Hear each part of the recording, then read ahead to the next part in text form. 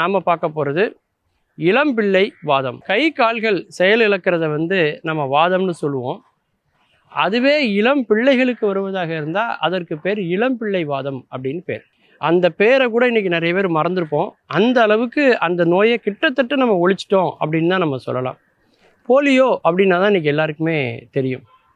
Polio சொட்டு மருந்து, polio தடுப்பூசி அப்படின்னு 2 இருக்குது. இந்த நோயினுடைய தாக்கம் என்ன அப்படிங்கிறத இன்றைய தலைமுறை பிள்ளைகளுக்கு தெரிஞ்சிருக்க வாய்ப்பில்லை. அந்த 2000 குளவிகள்னு சொல்லக்கூடிய அந்த 2K கிட்ஸுக்கெலாம் அது தெரிஞ்சிருக்குமான்னு தெரில. ஒரு நூற்றாண்டுக்கு முன்பு தான் நம்ம இந்த நோயினுடைய தாக்கத்தை நம்ம பார்க்க முடியும். குழந்தைகள் கூட கையில் ஒரு ஊன்றுகோலை ஏந்தி கொண்டு தான் நடக்குனாங்க. பல சிறுவர்கள் குழந்தைகள் எல்லாமே சக்கர நாற்காலியில் அமர வைத்த ஒரு நோய் அப்படின்னா அது இந்த இளம்பிள்ளை வாதம் தான். இது ஒரு வைரஸ் மூலமாக தொற்றக்கூடிய ஒரு வியாதி இது. அதிலும் குறிப்பாக பார்த்தீங்கன்னாக்கா அசுத்தமான ஒரு உணவுகள், நீர்நிலைகள், இதிலிருந்து வரக்கூடிய அந்த வைரஸ் குடலுக்குள்ளே போய் இரத்தத்தில் கலந்து மூளைக்கு போய் அங்கேருந்து நரம்பு மண்டலத்தை பாதிக்கும். போன நூற்றாண்டுலாம் பார்த்தீங்கன்னா நுரையீரலில் இருக்கக்கூடிய தசைகளை பாதித்து மரணத்தையே அது ஏற்படுத்தியிருக்கு. கை கால்களில் உள்ள தசைகளில் ஒரு இருக்கை ஏற்படுத்தி கை கால்களை சிறுத்து போக வைத்து செயலிழக்க வைக்கக்கூடிய தன்மை இந்த வைரஸ்க்கு உண்டு. இதை அழிக்கணும் அப்படிங்கிறக்காக இதுக்கான மருந்து கண்டுபிடிக்கிற முயற்சியில் பலரும் இறங்குறாங்க. அப்போது ஒரு மிகச்சிறந்த ஒரு மருத்துவர், உண்மையிலே ஒரு மனிதர் அப்படின்னு சொல்லணும், நன்றியோடு நம்ம இன்றைக்கும் அவரை நினச்சி பார்க்கணும். ஜோனஸ் சால்ட் அப்படிங்கிறது அவருடைய பேர். அவர் பார்த்தீங்கன்னாக்கா அதற்கான மருந்தை அவர் கண்டுபிடிக்கிறாரு. கண்டுபிடிச்சிட்டு அதனுடைய காப்புரிமையை அவர் எடுத்துக்கல. அந்த ஜோனஸ் அப்படிங்கிறவர் பார்த்தீங்கன்னா அதனுடைய மருந்தை கண்டுபிடிச்சதுக்கப்புறம் அதை பரிசோதனை பண்ணி பார்க்கணும்.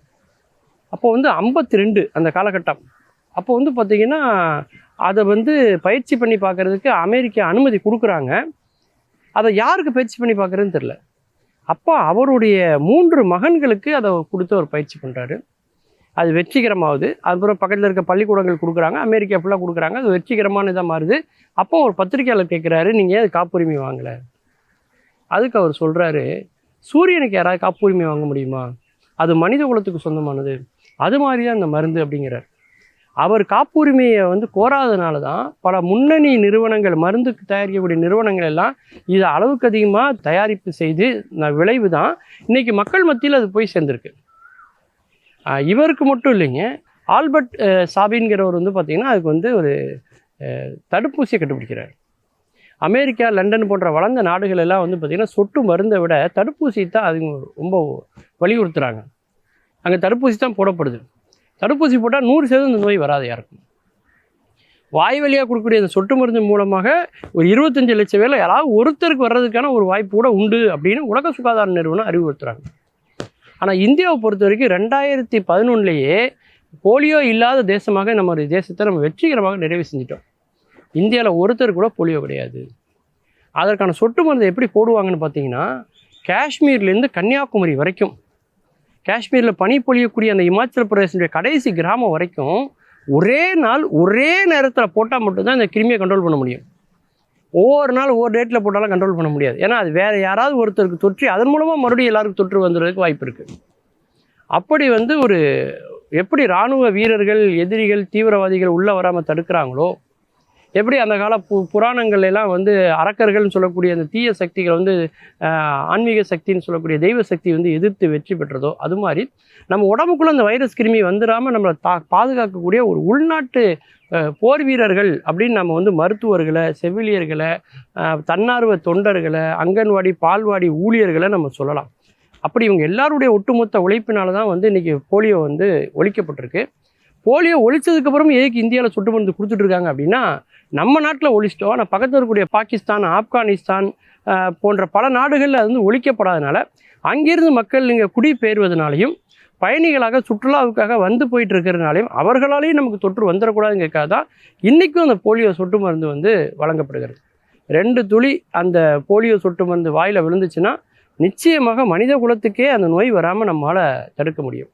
ஒரு கவிதை கூட நீங்கள் கேள்விப்பட்டிருக்கலாம். சின்ன வயதில் உனக்கு வந்த போலியோ, இன்னும் அது உன்னை விட்டு போலியோ, சொட்டு மருந்து தொண்டைக்குள்ளே போலியோ, போன மருந்தும் ஒருவேளை போலியோ அப்படிங்கிற ஒரு கவிதையை கேள்விப்பட்டிருப்பீங்க. போலி அப்படிங்கிறதுனாலேயே பல பேர் அதை சந்தேகத்தோடயே பார்க்குறாங்க.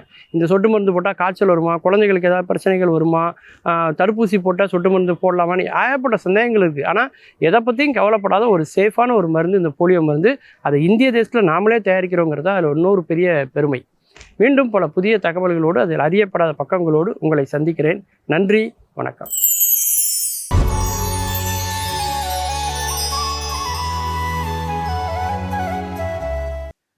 நன்றி மறக்கக்கூடாது. நன்றி மறப்பது நன்றன்று, நன்றல்லது அன்றே மறப்பது நன்று. அடுத்தவங்க செய்த உதவியை, நன்மைகளை மறக்கவே கூடாது எப்போவுமே.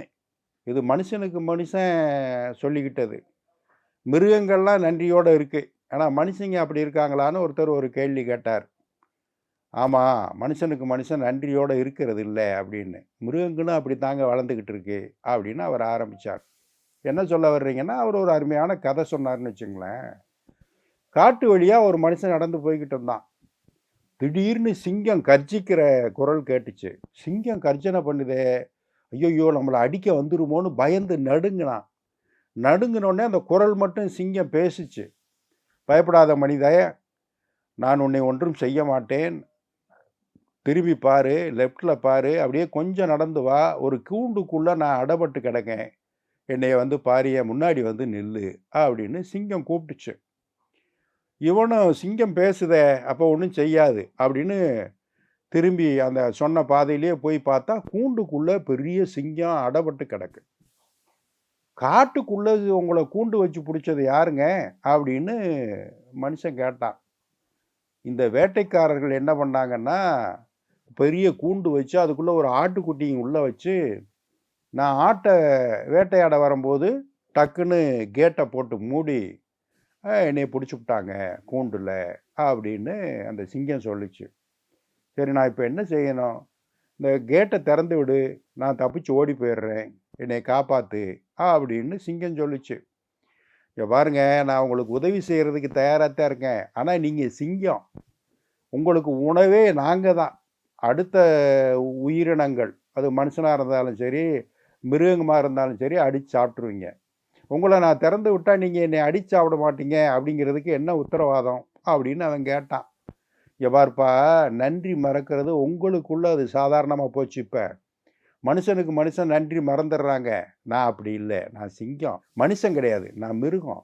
அதனால் என்ன பண்ணு, திறந்து விடு, உனக்கு என்ன உதவி வேணுமோ சொல்லு, நான் உனக்கு உதவி கூட செஞ்சுட்டு நான் போகிறேன், என்னை காப்பாற்றுப்பா, இல்லைன்னா வேட்டைக்காரன் வந்து பிடிச்சிட்டு போயிடுவான் என்னைய அப்படின்னு. சரின்னு சொல்லிட்டு அந்த மனுஷனும் போய் தைரியமாக போய் அந்த கூண்டை திறந்து விட்டான். திறந்தா சிங்கம் கர்ஜனை பண்ணி வெளியே குதிச்சு வந்துச்சு பாருங்க. குதிச்சு வந்தோடனே அந்த மனுஷன் முன்னாடி வந்து பெருசாக வாயை திறந்து ஒரு பெரிய கர்ஜனை, நன்றி சொல்லுதாக்கும்னா அவனு நிற்கிறான். உன்னைய திங்க போகிறேன் அப்படின்னுச்சு சிங்கம். ஏய், என்ன நீயே உள்ளே இருக்கும்போது ஒரு பேச்சு பேசுகிற, வெளியே வந்தோடனே ஒரு பேச்சு பேசுகிற மனுஷன் கேட்டான். உடனே அந்த சிங்கம் சொல்லிச்சு, இங்கே பாரு, நான் ஒரு வாரமாக உள்ள பட்டினியாக கிடக்கிறேன். ஏதோ ஒரு ஆட்டை கட்டி வச்சான், அது ஒரு நேரத்துக்கு சரியாக போயிடும். இப்போ ஒரு வாரம் பட்டினி, நீ தான் வந்து நிற்கிற வாட்டை சாட்டமாக, உன்னை சாப்பிட்டு நான் காட்டுக்குள்ளே போயிடுறேன், விட்டுரு அப்படின்னு சிங்கம் சொல்லுது. நன்றி மறப்பது மட்டும் இல்லை, சொன்ன சொல்ல காப்பாற்றணும். நீ காட்டுக்கு ராஜா, ராஜா எப்படி இருக்கணும், நீதி நெறிமுறையோடு இருக்கணும் அப்படின்னு என்னென்னமோ சொல்லி பார்க்குறான். அப்போ அந்த பக்கமாக ஒரு நரி வந்துச்சு. நரி வந்தோடனே மனுஷன் மேதிக்க ஆரம்பித்தான் அதுக்கிட்ட. நரியை கூப்பிட்டு, இங்கே பாருங்க, இந்த சிங்கம் பண்ணுறது உங்களுக்கே நியாயமாக படுதா, அதுக்கு ஏதாவது ஒரு புத்திமதியை சொல்லுங்க அப்படின்னு நரிக்கிட்ட பேச ஆரம்பித்தான். இருப்பா, நான் வந்து அதுகிட்டே கேட்டுக்கிறேன் அப்படின்ட்டுச்சு சிங்கம். இவன் புறா கதையும் சொல்லிட்டான், இருந்தாலும் இது சிங்கத்தோட வெர்ஷன் என்ன, அதை நான் கேட்டு தெரிஞ்சுக்கிறேன்னு நரி சிங்கத்திட்ட போய் கேட்டுச்சு என்ன நடந்ததுன்னு.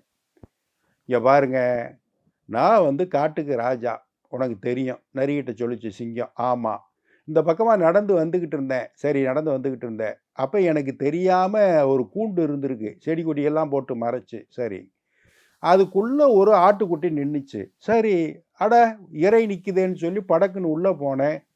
படாருன்னு கூண்டு கதவு மூடி நான் உள்ளே அடப்பட்டுட்டேன்னு. எப்படி உள்ளே போனீங்க, எந்த இடத்துல ஆடு இருந்துச்சு, நெறி கேட்டுச்சு. அதான் இருக்கு பாருங்க கூண்டு, அந்த கூண்டில் நடுவில் ஒரு இடம் இருக்குல்ல, அங்கே தான் ஆடு நின்றுச்சு. சரி, ஆடு அங்கே நின்றுச்சு, நீங்கள் எப்படி போனீங்க, போய் காட்டுங்க அப்படின்னுச்சு நரி. உடனே சிங்கம் உள்ளே போய் காட்டுச்சு. படக்குன்னு நரி அந்த கூண்டு கதவை மூடி பிடிச்சி மூடிட்டு சொல்லிச்சு, இங்கேயே இருங்க, எப்பா தப்பிச்சு போப்பா அப்படின்னு நரி வந்து மனுஷங்கிட்ட சொல்லிச்சு. சிங்கத்துக்கு கோவம் வந்துச்சு, பாத்தியா உன் புத்தியை காமிச்சிட்டீல, எனக்கு உதவி பண்ணாமல் மனுஷனுக்கு போய் உதவி பண்ணியிருக்கியே, நான் உனக்கு உதவி பண்ணுறதுக்கு தான் ரெடியாக இருக்கேன் அப்படின்னு சிங்கம் சொல்லிச்சு. உன்னைய பற்றி எனக்கு தெரியாதா, வெளியே வந்தோடனே நியாயம் கேட்ப, நான் என்ன சொன்னாலும் மனுஷனை சாப்பிட்ருவேன், பசி உனக்கு ஒரு வாரமாக இருந்த பசி அடங்காது, அடுத்து யார் இருக்குது, நான் மட்டும்தான் இருக்கேன், என்னையும் போட்டு தள்ளுவேன், அதனால தான் உன்னையும் உள்ளே போட்டு தள்ளிட்டு நாங்கள் 2 பேரும் தப்பிச்சு போகிறோம், எஸ்கேப் அப்படின்னு கிளம்பிடுச்சுங்க. அடுத்த ஒரு நிகழ்வில் சந்திப்போம். இந்த நாள் இனிய நாளாக அமைய நல்வாழ்த்துக்கள். வணக்கம்.